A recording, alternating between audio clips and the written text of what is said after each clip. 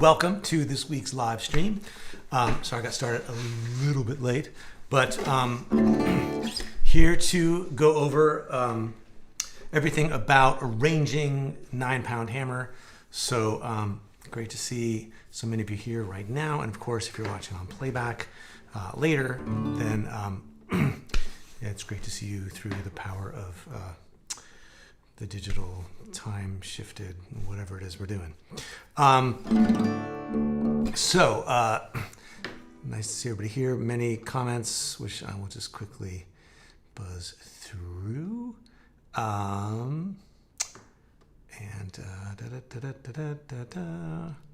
Good, everything sounds all right. Glad to hear it. Yes, I have added to the PDF. So if you go to the first page for this month where it's Introduction in PDF, there's version 1.5. I already found a typo getting ready for this afternoon in the second to last example. So I'll be posting at least a 1.6 along with any other typos that I find while we're streaming today. But if you want to download that and watch, follow along, you can. And I'll also be putting the examples on screen in just a minute. And I've also got questions that have come in on the forum. So if you're new, the usual drill, I will present some information about playing vamps and some information about playing shout chorus and talk about how to put the entire 7-part scheme for the arrangement together. And then I'll get to some questions that I got ahead of time, and then I'll spend the rest of the time answering questions on the chat if I can. So let's get rolling. Let me pull up the handout and yeah, here we go. Let me get to the right page first. And yeah, we're in business. And then, oh wait, you know what? Let me make sure that I have access to the chat and everything also, because I don't want to lose that. So let me move that. 1 second. As always, stop me if it gets too slick and professional. Here we go. So there's you guys over here, and here's this over here. And I think we're ready to go. Yeah. Cool. Looks like we're still grooving and streaming, so that's good. All right. If anything blows up with the stream, just yell in the chat right away, and I will stop and try to figure out what's going on. So this is the 7-step arc. This is just a way to think about creating, like taking the main tune and turning it into a complete arrangement. So that an arc in the sense that, it's got that storytelling quality of building and concluding. And so we're going to talk first about some vamps. And a vamp is just a repeated structure, but I'll get into that in just a second. Then you might play the fundamental version of the tune, then the embellished version of the tune, then improvise. We talked about improvising last week. Then add in a shout chorus. We're going to talk about those in just a minute. Return to the vamp, and then finish up with the embellished version, or maybe come out of the shout chorus back into the embellished version, and then go into the vamp to get out. One of the questions I'll be answering later is how can you build this out into more than 7 steps? And I can talk about that too. But first, we're going to just get into just a bit of a refresher on what a vamp and a shout chorus are. And then I'll show you how to build some of each. I've got some tabbed out so that you can learn how to do that. So a vamp or an intro. An intro can be a vamp, but not all vamps are intros, right? You could use a vamp in the middle of the tune or at the end of the tune. But in terms of the chord progression, it typically rocks between 2 chords or is a short cyclical progression. So like going between, say, this one and going between a D chord and a G7 chord and then a D chord and a G chord. So just basically in that case, rocking between 1 and 4, right? That's one way to do it. Or like a 1 to 2 to 4, there's a short chord progression, right? It's 4 bars. 1, 2 chord, E7, 4 chord. Or, you know, the classic 1, 6, 2, 5. That's another example of a short chord progression. The bass might be a pedal point, which means it might stay on the root, which is like this first example that I gave out in the first week. I'm taking a D chord, then kind of outlining a G chord, but keeping the D in the bass. Back to D, back to G, but always keeping the D in the bass, putting different chords over a single bass line. But the bass could also move with the progression, like it does in this example. Right, I'm moving the bass from D to E and then to G.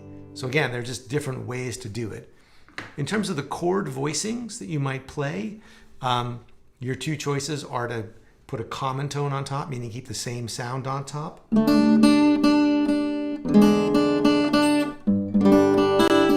here I'm just keeping a D on top of a D chord, on top of an E chord, on top of a G chord. So that would be common tone, one note that's common to all 3 chords. But you could also have a guide tone line, meaning you might have, let's see, how can we do this?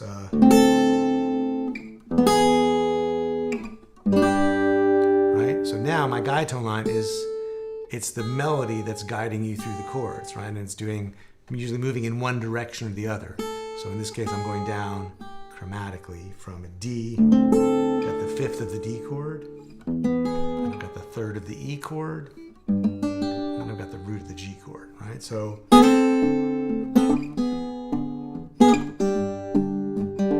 it gives your ear some kind of direction, and you get this contrast. The bass is coming up, but the melody is going down. So that's an example of using a guide tone line. And then the groove could either stick to the quarter note groove of the alternating thumb, which is pretty much what I worked with this month. The alternative is to do this idea called an ostinato, which is the idea of having a short repeated rhythm.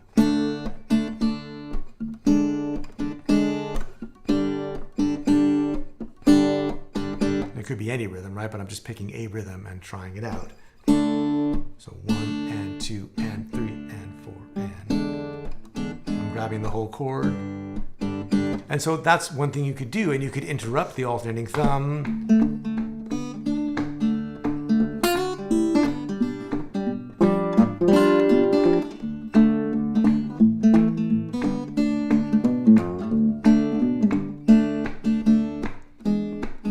Right? It's a little bit awkward in that sense. It worked better with the steady bass stuff we were doing last month than in this case, but there's probably ways to work it out. I kept to quarter note grooves for this month's examples. So those are some ideas about vamps and intros. So let's look at some. This first one I already posted the first week and did a breakdown for. There's a whole video walking you through how to play this one. So I'm not going to spend a lot of time on this first one, but it's a pedal point in the sense that we're just sticking to D in the bass, and then I'm using these sixths on top, intervals of a 6th or a 7th between the 3rd string and the high string. This is outlining a D7 chord, and then this is outlining basically a G chord, and then a D7, and then a G. So it's that 2 chord alternation, and I'm just doing a syncopated rhythm on top against the bass.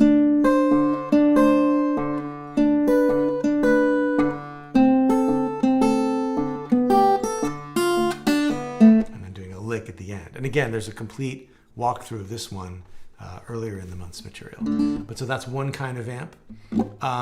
So here's one where, this second one, where we do a short cyclical progression. And I already basically talked about this, but I thought I'd write it out. So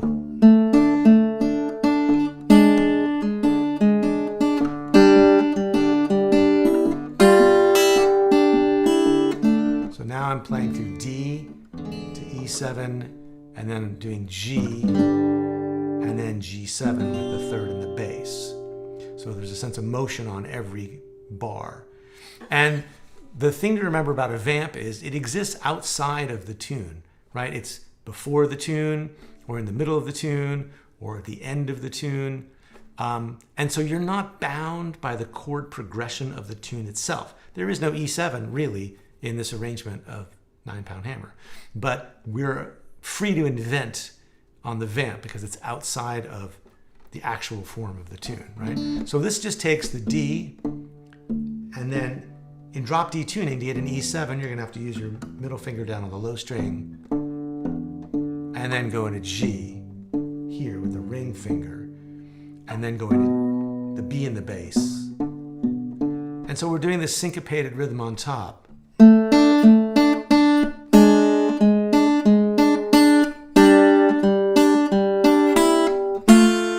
Sorry.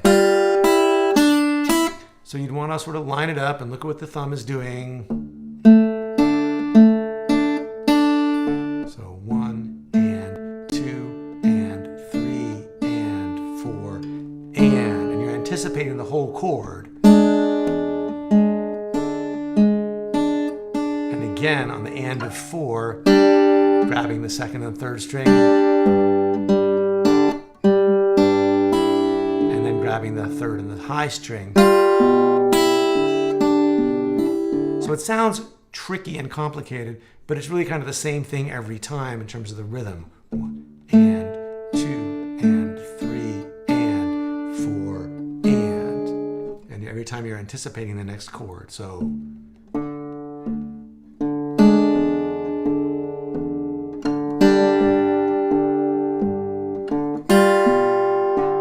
you could go through and just work on anticipating the chords on the and of 4.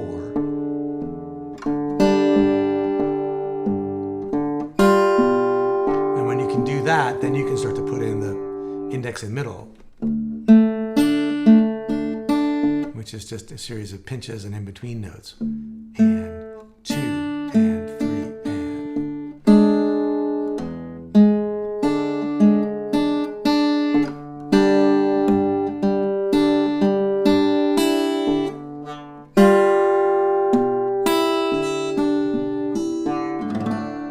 So that would be something you could throw in between the verses. You know, when you got done with your solo, you might fall into the vamp, or you could use it as the opening. And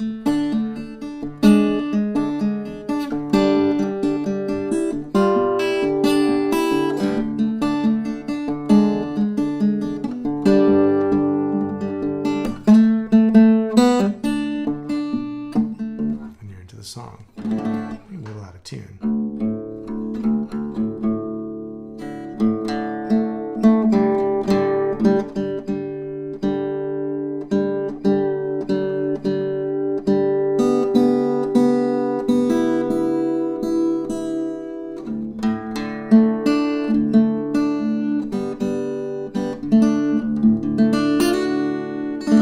Okay, and so finally, one more vamp. So here we've got another pedal point, and then we're going to do a repeating riff with some answering chords. And again, we're going to pull in some material that doesn't belong in the song, D, and then the idea of going to, you can think of this bass line in bar 4 as either kind of a blues move, or you can think of it as kind of an F, like we got here. Like, only here we're going from F to G in bar 7.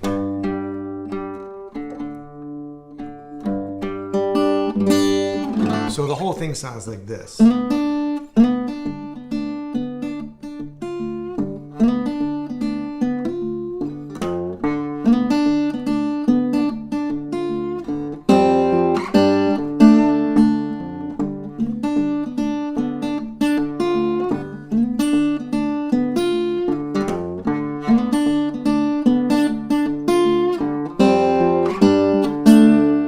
And so it's just a sort of bluesy major and minor pentatonic lick with the sixth and the root and the flat third of D. It's a repeated riff, right? So it's almost like a shout chorus piece of an idea. So you play the lick, the long version, and then a shorter version, and answer that with putting putting the F in the bass. So the thumb is just going along for 3 measures.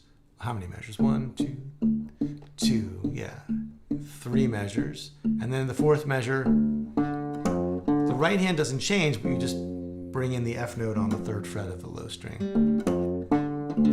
And then, the next time around,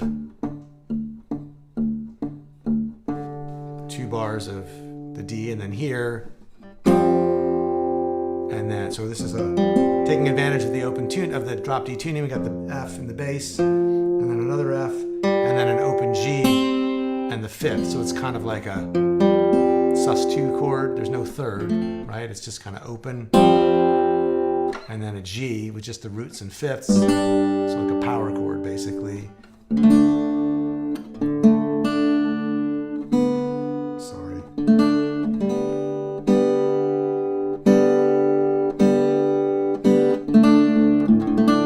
So, and I'm doing that on purpose, keeping the chords ambiguous, because I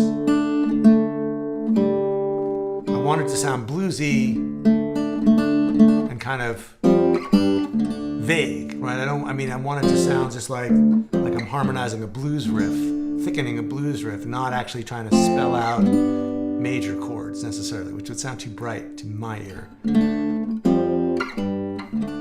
So that's just the answer, and you can put anything in there. Once you have this down, again, this is like a model for what to do.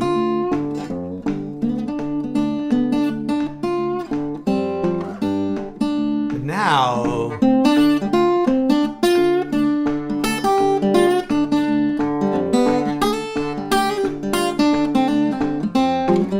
right, you can play blues licks.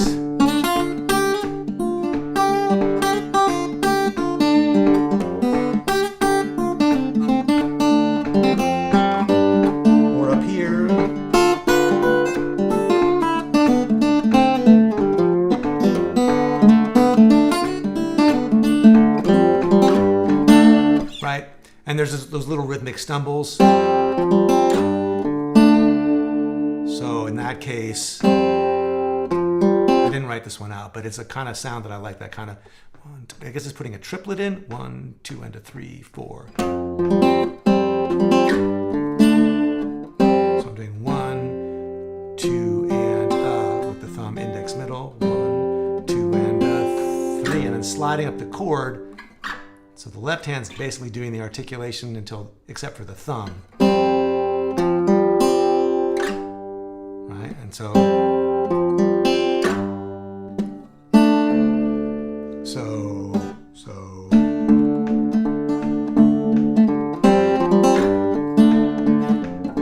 you can really put any kind of blues licks there that you can come up with. And what's happening is that the F bass at the end of measure 4 and the chord hits in measure 7 are giving shape to it. So it feels like an 8-bar idea. It doesn't just feel like you're noodling. And that's important, to me anyway. Because you could just play blues licks over the alternating thumb. But if you have those chord hits to aim for, then your phrasing is kind of leaning towards those. And you could go around this a few times and it wouldn't just sound like you were just, doing a Space Jam, right? It sounds like you're playing riffs that have a destination, which is that chord hit. And so every 8 bars, you get this punctuation. And that's more effective, I think, than just, opening it wide up. So those are the vamps.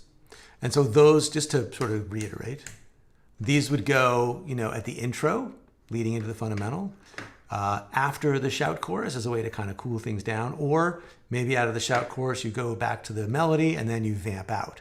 And that last one I just played, I think makes a nice outro vamp, which is what I used it for when I first opened the live stream just now. So those are vamps. Let's talk a little bit about shout chorus. So the shout chorus, this is an idea that comes from 30s jazz, like Count Basie and Benny Goodman and people like that. And it's the idea that you get to like the, two-thirds of the way through the tune, you've had the statement of the melody, you've had like some improvising, and then you want to do something that has like some sort of collective impact. So in In a big band, it's called the shout chorus because everybody plays at once. It sounds like a bunch of people shouting, basically. So we're just one instrument, right? So the idea is to kind of just, what can we do? There's two reasons to do the shout chorus. One is there's like a music, there's a sort of energy and impact reason, which is, oh yeah, we really got to take it to something, we got to like take it up a notch, basically, because we've been improvising, and hopefully the solo has sort of built in energy, and now the shout chorus is going to really like just drive it home. But the other practical reason is very similar to why we have this, F to G chord in the vamp, which is you want to have something that you're building towards. It's almost like it's a safety net, that even if, let's say the solo wasn't like the greatest solo in the world, at least you've still got this cool worked out thing that comes next, right? So if you've got a cool shout chorus, then you've got, you'll be able to kind of, make this statement that's cool, even if the solo was like not your greatest solo that particular time around. So some differences between the vamp and the shout chorus is that shout chorus, the chord progression tends to follow the form. It's basically an orchestrated move, a thing that happens over the chords. It's a way to play through the chords in a coordinated way. The bass, so as a result, the bass tends to move with the progression. You don't really do a pedal point for a shout chorus necessarily. Tend to stick to the quarter note groove again, because you're playing through the tune. But some things that could change up during the shout chorus is you could be doing common tone or guide tone movement on top. You could have passing chords, that connect one chord to the next. So these are things we can add into the chord progression as long as they are basically ways of embellishing the chord progression but not changing it completely, like we did with the vamp. And sometimes you can have chord substitutions as well. Again, this works more on like steady bass and blues kinds of things, more than on the alternating thumb stuff that we're doing. But there will be a little bit of that. So let's get into that and see what's going on. So here's the first shout chorus. And this one, I think I played in the first improvisation that I posted this month. And this is the most, like, I moved this from playing in E shapes like Merle Travis does, and like, Tommy Emmanuel and anybody who's doing like the Merle version.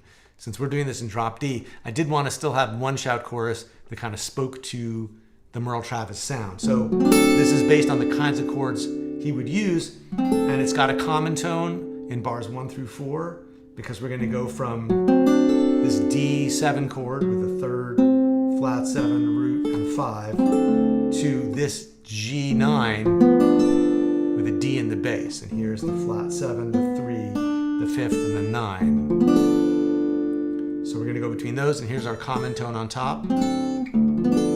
And then, again, borrowing a bit from the Merle Travis idea, we're going to go to this D with F sharp in the bass, which has, there's the third of the chord, and there's the 5th, and there's the 3rd again on top. And then this is sort of outlining the sound of a D diminished or F diminished chord. And then we're going to go to this chord, which you could call an E minor, but I'm really thinking of it as a kind of A7 chord. But I've got the 5th in the bass because of the bass motion I'm going for. So in the back half, we have a kind of common tone thing, a kind of guide tone line on top.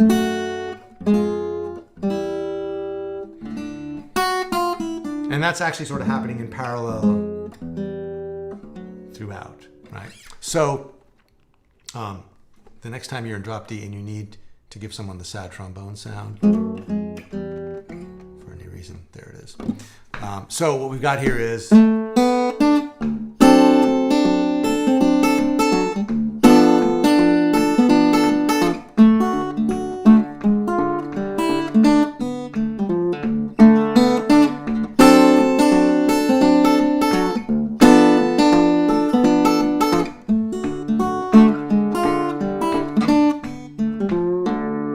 right? So the shout part really, it's the front half that really gives you the impact, right? You want to really make those chords pop on beat 2. And then you're just sort of rolling through the chords after that. The thumb is alternating, but the chord is going.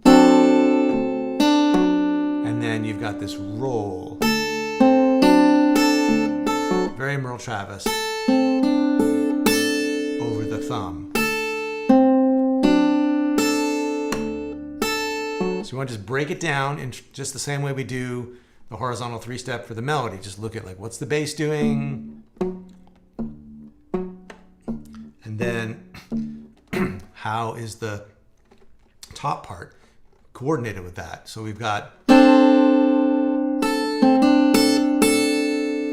that's what's happening on top with the fingers, and then you put it together, looking at the pinches. And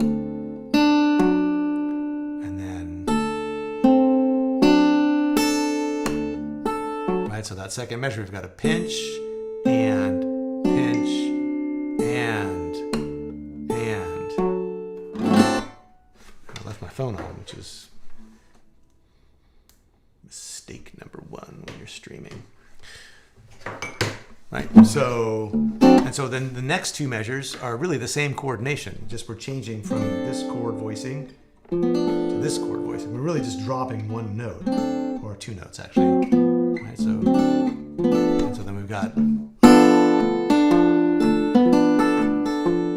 and then we've got these voicings here with this little bar on the top 3 strings. And again, the thumb is just alternating 6/4, 6/4. And the fingers are picking out intervals on the top, on the 3rd string and the high string.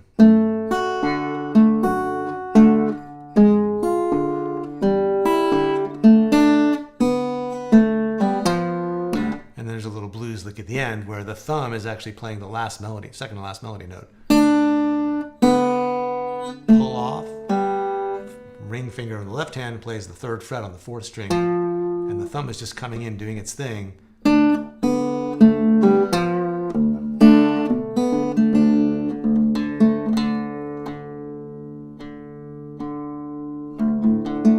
this is going to go down as that unwatchable stream because I never quite got the guitar in tune. All right, so that's shout chorus number 1.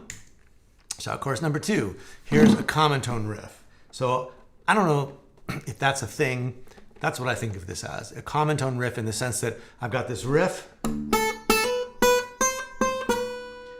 and it's a riff, but I'm going to use the same notes for the top of the next one. So I think of that as a common tone riff. It's a riff that where what happens on the D chord is going to be mirrored by what's played. The notes underneath are going to shift, but what's happening in the melody on top is going to be the same. And if you slow it down, you can play the Odd Couple theme. So, yay, Neil Hefti. I think he's the one who wrote that. But anyway, the way this whole thing sounds is like this.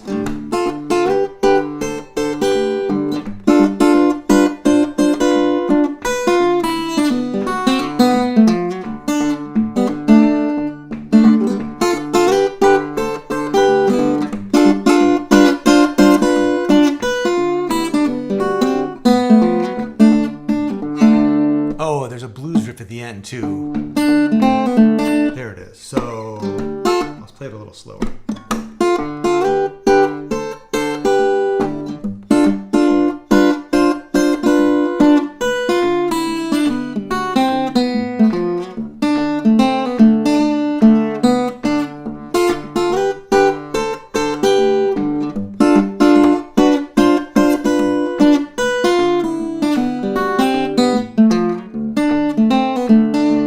So we've got alternating thumb on 6 and 4 as we go up. Here's flat 3 and 5.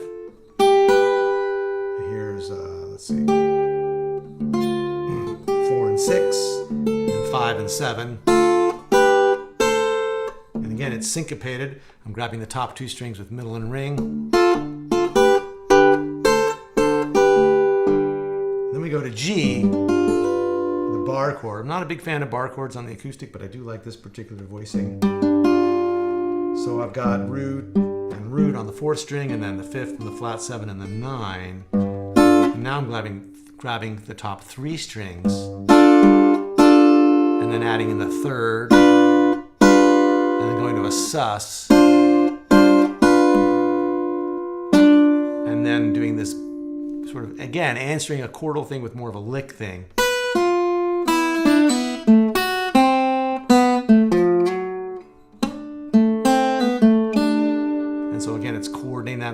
bass, so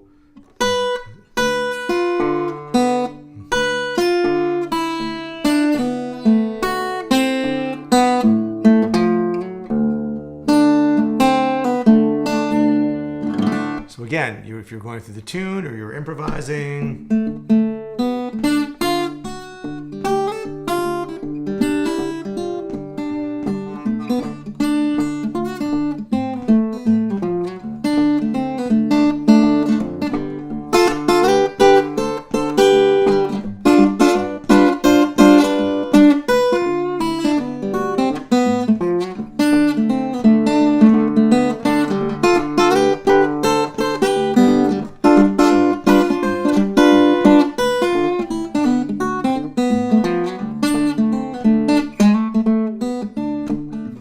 Into the tune maybe. So one more. This one has common tone voicings in the first 4 bars, and so I've been trying with some of these blues tunes and blues related tunes like this to include at least one option that's a little more abstract or a little more contemporary sounding. So in this case,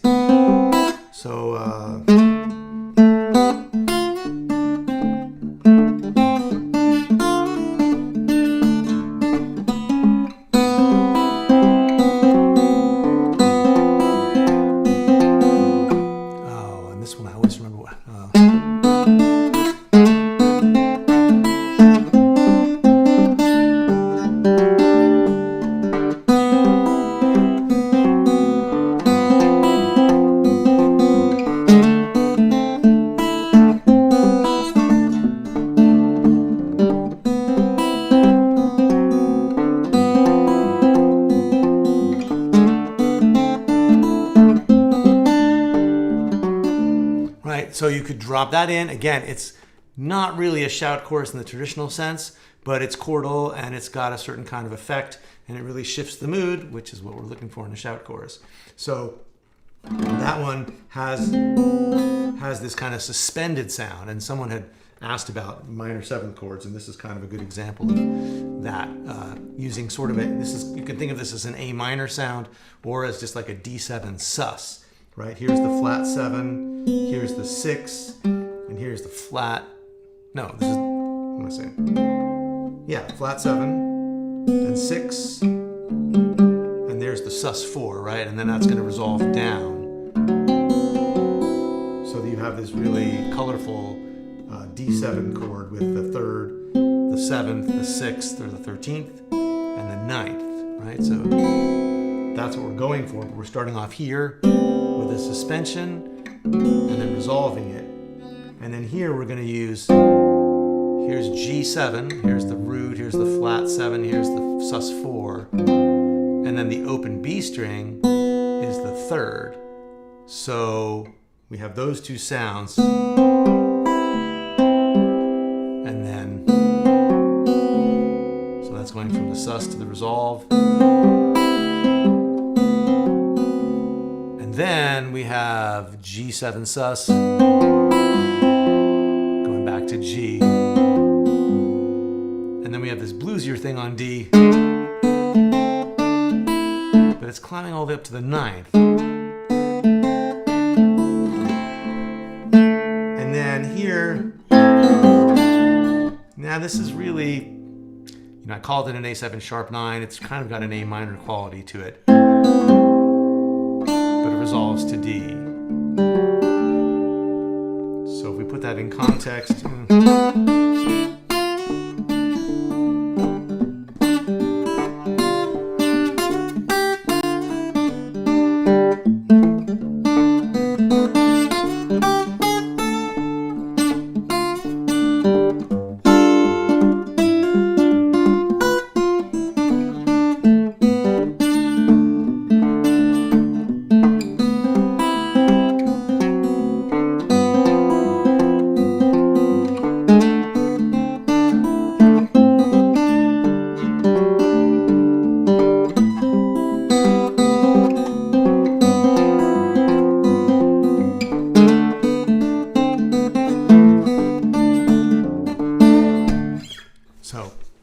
kind of like that.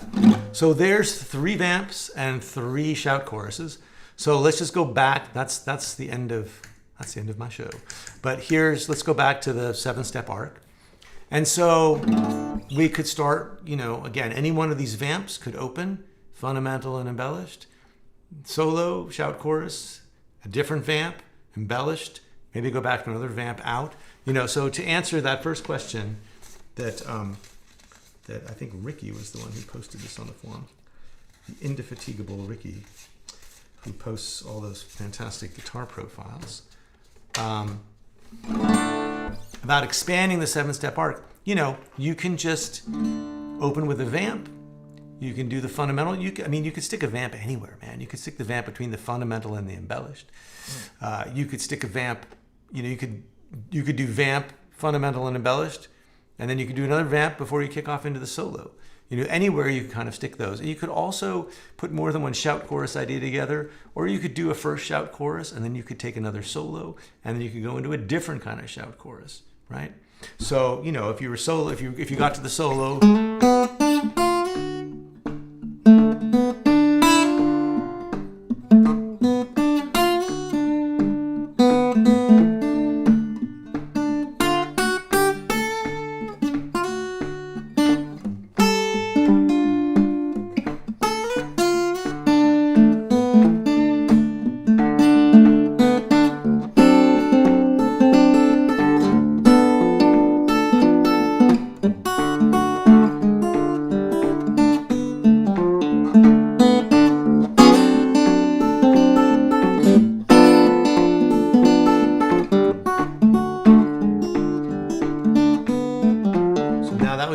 shout chorus, and now maybe you take another solo.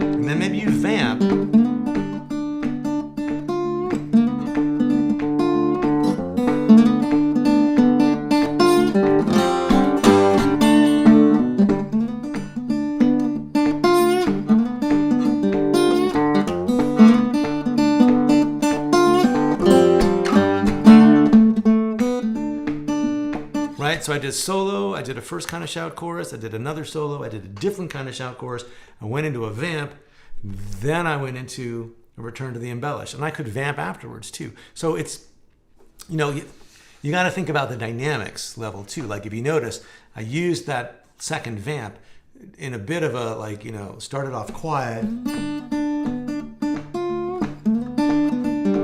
then built it up, and then brought it back down.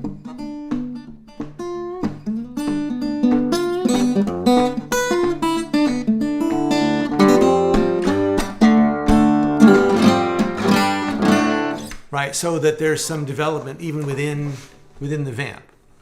So I hope that answers that question. There are a couple other questions here. I'm just going to keep plowing into them, but feel free to post questions in the chat as I go. Because I haven't really paused to take a breath yet. So why don't I do that now? And while I'm sort of pulling the next prepared question, if you've got questions or thoughts, if you've got questions for additional questions or questions about anything I presented so far, drop them in the chat right now and I will try to get to them. Because there were some questions about the improv, there were some questions about chord substitutions and voicings. So I'm going to try to get to those. And I'm going to start actually with this one from Ben about dropping in the licks, because someone else also emailed me about this as well. This came up, like, where do the licks... This is really going back more to the improv lesson from last week.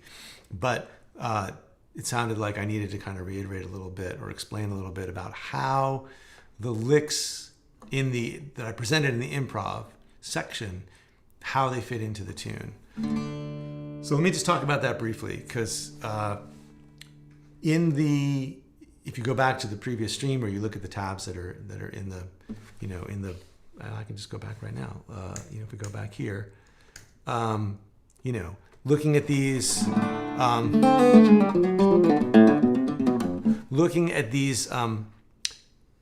these rhythmic contour licks, right? So what I did, just to reiterate real briefly, is, the melody has phrasing, right?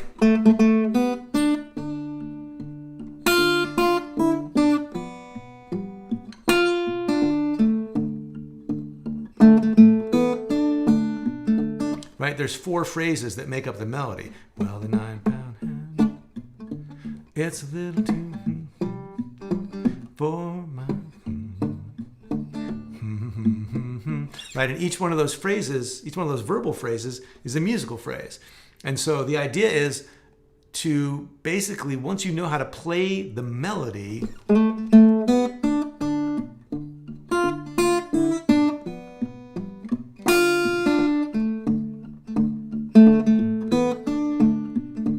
what I did in the improvisation lesson is give you, say, for instance, 4 different ways to play the opening phrase, or take a phrase, sorry, I did it differently this month. Take a phrase that has the same rhythm as the original melody, and then look at what you'd have to do to shoehorn that particular new phrase into all 4 phrases of the tune, right? So if you have this, that can swap in for, right? We're just changing the first couple of notes. And then if you want to play that on the next phrase, you got to just make sure that you play the same thing and then land on the G chord. So the idea is, if we want to play this kind of melody as a replacement for the original melody, here's how it lands on D, here's how it lands on G, because that's what the melody's got to be able to do. And then, the third phrase of the tune starts on G, ends on D, it's a little bit shorter. So here's a way to take our original phrase up here and shoehorn it in. So, and then when we get to the last phrase, we need to make sure it fits over the A. So the idea is to be able to take a new lick, a new fragment of a melody, and take it through the chord progression. You could play this all in a row, and it would basically make a variation on the melody, right?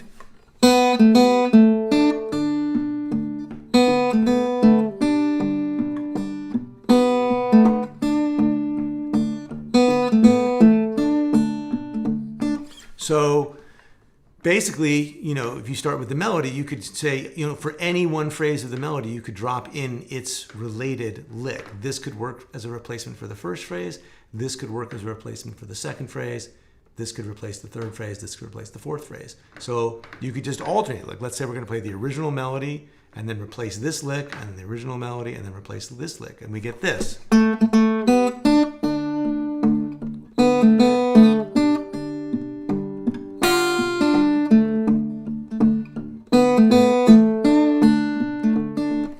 I could just reverse it. I could play the new lick here, the melody here, the new lick here, the melody here. And then I'd get this.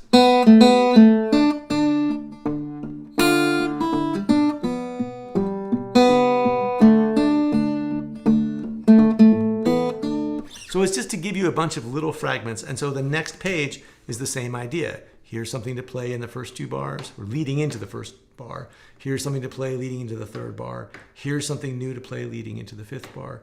Here's something to play leading into the 7th bar.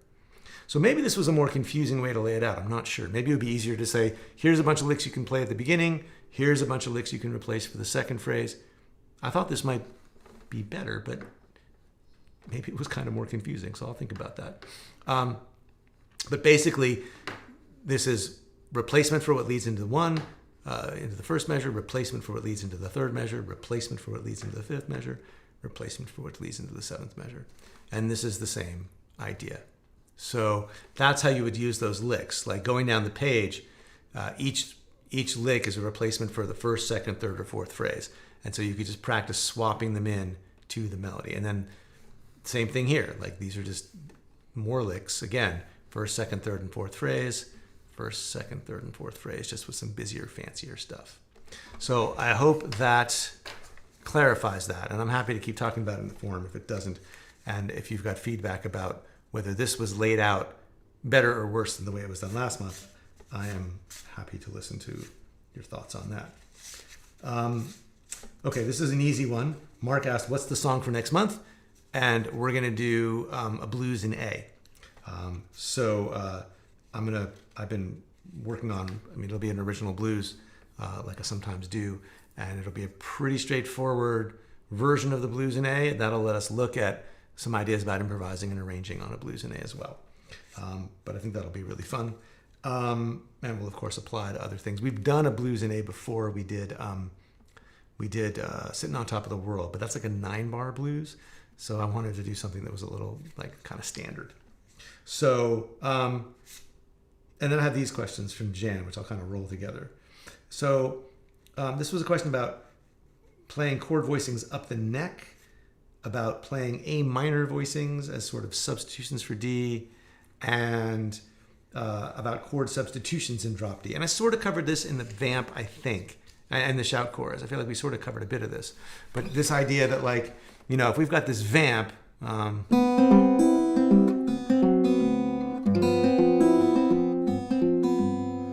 right, we're basically turning the D7 into an alternation between A minor and D. And the A minor chord works as a kind of suspension for D. So if you can wrap your head around that idea, and if you can't, don't worry about it, then you can just basically look around the neck and go, well, what are my D7 chords? And you could go back to that dominant dozen lesson. And I didn't actually do the dominant dozen in D7, but you could just take, all the E7 chords and move them down 2 frets. So here's D7, here's D7, here's D7, and here's D, right? And all you have to do is find the third and raise it a half step, and you've made the suspension. And also made an A minor 7 chord, right? So there's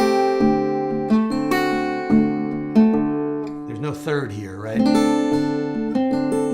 But here, right, there's the third. And then here's the third. So you could have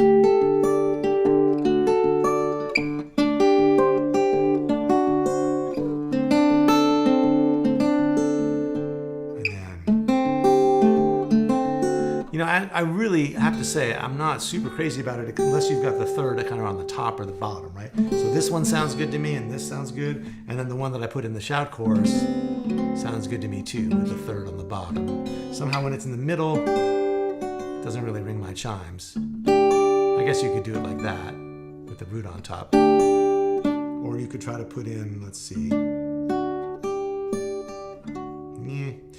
That's one way you could start thinking about it. Or you could just look at, like, well, what are A minor voicings, right? So let's see. And that might be a more effective way to do it, right? So to go from A minor here, you could think, well, here's A minor, and here's A minor, and here's A minor, and here's A minor. Well, here's, right? So you could think about, well, I've got this, and then there's D9, right? With the 9 and the third and the 7. So that's kind of nice.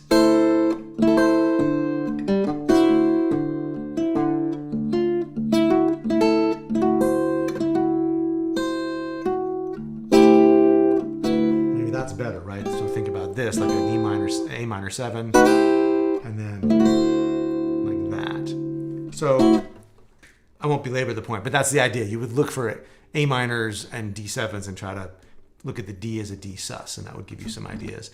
And then as far as like, we looked at kind of like a 1 to a 2 to a 4, but you could also have like 1 and then 6 and 2 and 5. Since I was going for like a little bit more of a bluesy or contemporary or abstract vibe, than like a jazzy vibe. I didn't really think much in terms of 1/6 and 2/5, but you could have that.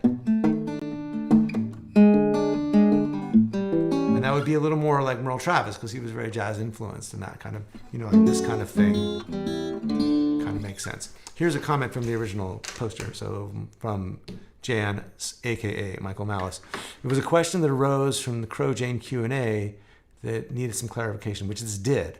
I want to try to use these as a vibey transition between drop D tunes. Oh, cool. All right, so it sounds like we've kind of covered your question about chord substitutions with those couple of ideas. Yeah, we did voicings up the neck in A minor, and we did chord subs, and talked a little bit about that. So that is everything I officially came to talk about. But since I got started a few minutes late, and I've been talking a blue streak, if there are other questions, comments, thoughts, let me pause here and put things in the chat you would like me to address. And I'm going to read a couple of these comments while you do. Because here's a comment about the chunk sounded less hot swappable and more interrelated. Instead, they all went together as units rather than as building blocks. Okay, yeah. So So to answer this post of Ben's, yeah, just break up. Look, if you go sort of like across here, right? Like if you just go back and you just look at the first. If you go back to the improvisation material and you just look at the first couple of bars of each page, all of these work for the first 2 bars, right? Or coming into the first bar, right? So up here, this one, and then this one, and then this one, and then this one, and then this one, and then this one. That's 6 ways to play the first 2 bars, or the pickup into the first bar, right? And then likewise, this is 6 ways to play into the second 2 bars, and blah, blah, blah. Right, so you could like sort of collate them that way, or you could even like, cut them out and paste them together in a different way. And so I'll think about like what's sort of more effective, because I'm not really sure. I went back and forth as I was preparing the material. But that's kind of everything about the arranging idea for this tune. So again, you put together the fundamental, the embellished, you work on some improvisation ideas, you come up with a couple of ways to lay out the arrangement, excuse me, with the vamps and the shout chorus, and then you've got, a whole complete arrangement. So let me play through the tune one more time, and then maybe we'll wrap this up.